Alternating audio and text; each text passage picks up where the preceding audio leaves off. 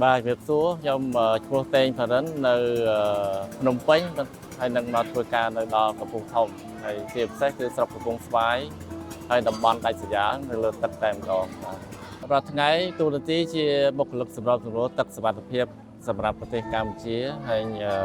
ធ្វើការអង្គការទូតសហភាពលោកនេះអស់រយៈពេល7 ឆ្នាំជិតចូល8 ឆ្នាំហើយបាទដោយសារយើងមានក្តីស្រឡាញ់ហើយ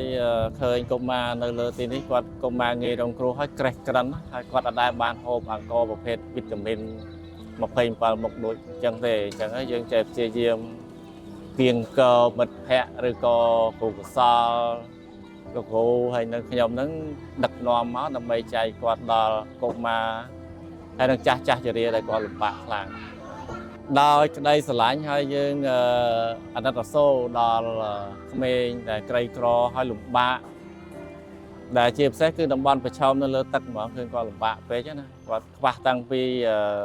អនាម័យខ្វះតាំងពីសម្ភារៈសិក្សាខ្វះតាំងពីការធ្វើដំណើរណាជួនកាលគាត់សុំទុកគេជិះអីមកជាមួយអញ្ចឹងទៅអញ្ចឹងឃើញការលំបាកមែនតើអញ្ចឹងបានយើងមានចិត្តឆេះឈួលអាណិតអាសូរដល់ក្មេងយើងអាចនៅតែជំរុញឲ្យយើងនៅតែបន្តធ្វើការនៅទីនេះតទៀតហានិភ័យច្រើនទី1ពេលគាត់មកសាលារៀនពេលភ្លៀងអីខ្យល់ខ្លាំងគឺប្រឈមខ្លាំងទោះបីជាមានអាវពោងមែនតែអាចប៉ើងទុកកលាប់ទុកហើយមួយទៀតរដូវវស្សាហ្នឹងគឺទឹកហូរខ្លាំងអញ្ចឹងសិស្សទៅឪពុកម្ដាយខ្ញុំបញ្ជូនសិស្សមករៀនទេសិស្សតូចៗណាទី1ទី2គឺត្រូវផ្អាករៀនហើយព្រោះទឹកហូរខ្លាំងពេកបាទឪពុកម្ដាយគឺប្រហាត់កូនហ្នឹងមុនឲ្យមកសាលារៀនគឺត្រូវតែចេះហែលទឹកចេះអុំទុកចេះអីជាស្រេចចឹងណាទោះបីរៀនថ្នាក់ទាបក៏ត្រូវគាត់ចេះហែលទឹកដែរសាលាលើទឹកនេះគឺលំបាកបំផុតហើយព្រោះគ្រូធ្វើដំណើរក៏ជិះទូកសិស្សក៏ជិះទូកហើយប្រជាអ្នកជូនកូនមកក៏ជិះទូកអញ្ចឹងវាបញ្ហាប្រឈមគឺដូចខ្ញុំបានលើកខាងដើមអញ្ចឹងគឺមានបញ្ហាភ្លៀងខ្លាំងព្យុះទឹកហូរខ្លាំងគាត់នៅឆ្ងាយហើយជាភាពក្រីក្រគាត់ត្រូវតែបង្ខំឲ្យកូននឹងជប់រៀនទៅជួយ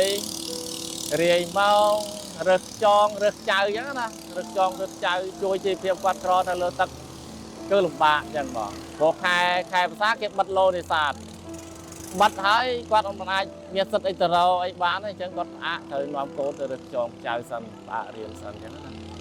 ទី2គឺឆ្ងាយភពដាច់ស្រយាលអញ្ចឹងទៅរៀនបានត្រឹមទី2គឺបិទសាលាមានកន្លែងខ្លះមានត្រឹមតែម្ដាយផងត្រឹមតែម្ដាយអត់ដល់ទី1ផងត្រឹមតែម្ដាយគឺអស់ហ្មងអស់សិស្សរៀនបាទជាចុងក្រោយខ្ញុំចង់ឃើញអង្គការដៃគូផ្សេងអន្តរជាតិផ្សេងឬក៏សប្បុរសធម៌ផ្សេងមកជួយនៅតំបន់លើទឹកនេះទាំងកុមារទាំងប្រជាជនឲ្យគាត់មានការផ្លាស់ប្រែក្នុងការរស់នៅហើយមានជីវភាពទូធាហើយនឹងជាពិសេសកុមារងាយរងគ្រោះហើយក្រេះក្រិនចង់ឃើញគាត់មានការលូតលាស់ល្អហើយរៀនសូត្របានទៅមុខរៀនឲ្យបានទៅដល់ភ្នំពេញឲ្យដូចគេណាដោយសារព្រោះទីនេះខ្លះរៀនបានត្រឹមទី2ទី3ឈប់ហើយអញ្ចឹងទៅចង់ឃើញគាត់រៀនទៅដល់ភ្នំពេញឲ្យដូចកូនគេផ្សេងនៅលើគោកអញ្ចឹងដែរ